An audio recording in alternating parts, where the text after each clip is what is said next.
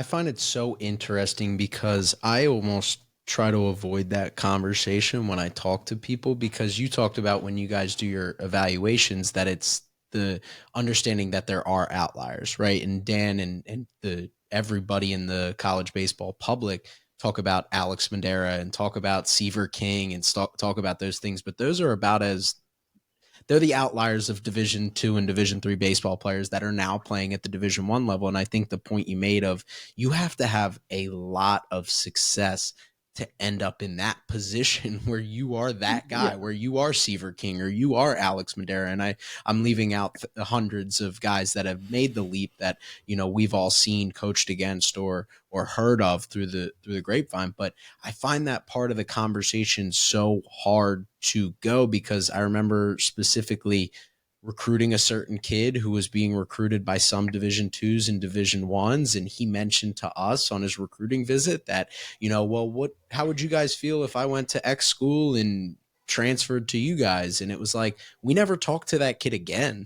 Like, to be honest Yeah. with you, like, we were in a position where we were comfortable enough with our recruiting class, but that was the end result, the end of the conversation I'd ever had with that kid. So I find it so fascinating. And there's really not a question within that, the comment I made, but of like trying to get parents to understand that, like, we will be supportive if that is the journey you take, but understand that these guys are absolute, they performed, they're studs, like they are outliers in this process of most guys who go Division 3 and Division 2 stay Division 3 and Division 2. 100%. That's why you have to make a great decision right from the outset. The other point that I bring up, whenever that topic, becomes part of the conversation is, look at the transfer portal and how many players get stuck right in between schools, right, and that doesn't get a lot of headlines, but that big game of musical chairs, there's a lot of people who get left standing, and that's a really bad place to be in. So the portal gets a lot of its publicity, from the success stories, right? The guys who make that jump, or the Tommy Whites and the Christian Littles, and those guys who are at the top of the sport, and have a ton of name recognition. But there's more horror stories out there with the portal than success, and I think players and families definitely need to understand that as well. In turn, does that then make as a part of your job, when you're communicating with these families and these players, one, the grass isn't always greener? Is that a conversation you have? And also, like, we need to look at this from outside of a baseball perspective when you make this decision too, because obviously that's a part of the conversation. But I feel like sometimes, especially again, I don't know if I mentioned this off air or what, but like, high school is such a small bubble that you live in when you're a high school athlete, for the most part. Obviously travel ball has expanded that a little bit, but you're in your hometown, you're around the same guys, you're competing with the same guys. You don't really, it's hard to grasp what's all out there. Baseball can't be everything when you make that decision, or else, that's how you end up in a bad situation. Is that fair to say? Yeah, absolutely. I think grass isn't always greener definitely applies to this, right? And um, you're obviously being successful inside of that situation on the field, right? If you're getting opportunities to potentially move up a level, it means you're being really successful. It means you're playing a lot too, right? So Right. do you want to go from being the everyday guy who's hitting in the middle of the lineup to a left-handed hitter off the bench that's going to platoon with another guy? So I think you have to be really specific, in terms of what those next opportunities are going to look like. And then, yeah, certainly when you start to now talk about, changing schools, it's a complete overhaul of the support system you have in place, the academics, um, you know, and then off the field, the people who are, surrounding you in that aspect as well. And, um, I think, looking at, now the chance that you're going to have unlimited transfers, like what's that going to do to guys, trying to earn a degree, and how their, credits are going to transfer.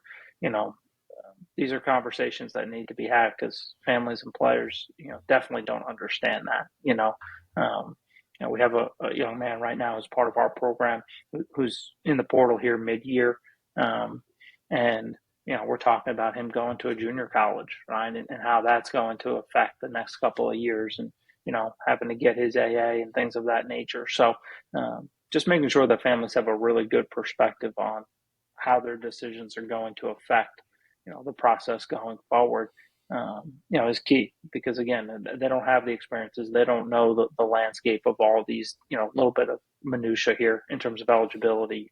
So it's really important that they have a grasp of how each part of their college career impacts towards eventually being able to graduate. So, what are some of the boxes you like to have families check when you talk about finding the right fit in all aspects of the college experience, not just baseball? Yeah, I think first and foremost, does the school offer your major or the academic career path that you want to pursue? If you want to be an engineer, that's a pretty specific type of education, right, that you need to achieve. It's going to be hard to do that, with an English degree. It's hard to build a skyscraper, if you don't have that background. So first and foremost, right, it has to start with what you're looking to pursue academically. The next piece is part of the financial picture for that family, right, and getting to understand what their threshold in terms of the college decision looks like. We have some families that have a very specific number in mind. Maybe it's a multi child household, or certain limitations in terms of what they can afford on a year-to-year basis, and that has to be part of the strategy pretty early on. Unfortunately, we all pick the wrong sport. It's not basketball, it's not football, right? So there's no full scholarships out there. There's definitely ways to make school more affordable, right? Some places where they can stack money and now take athletic aid and maybe an academic merit package. But Fordham University, it's a great program in the A10, but the school's $80,000+, right? Mm-hmm. So if the family's looking to spend 25 to 35,000 per year, that's a tough, it's tough to make up that much ground. So got to really get an understanding of that so that we can start to look at the right type of schools in terms of a cost measure. And then I think the last part is obviously geographic and campus setting, and those are important. But I think I say those are kind of category 2 type questions in my mind, because they're going to have less impact on you day to day. Obviously, if somebody wants to stay close to home, there's going to be some things that we have to focus on there. But always look at academics, athletics, affordability, right, as being the ultimate drivers of the process. We have a young man in our 2024 class who's a tremendous student, world-class, type student. He's going to go to a top 10 school in the world, right, to be a college student athlete. It's a life-changing opportunity. But he never thought he was going to go to school in a city. But that fades real fast when you've got that kind of, special opportunity presented to you in combination of athletics and academics. So, I always think that there's got to be a little bit of flow, in those two areas, but making sure that we can execute and find the ceiling and the best opportunity in terms of academics, athletics, and then making sure it's within the affordability range for that family.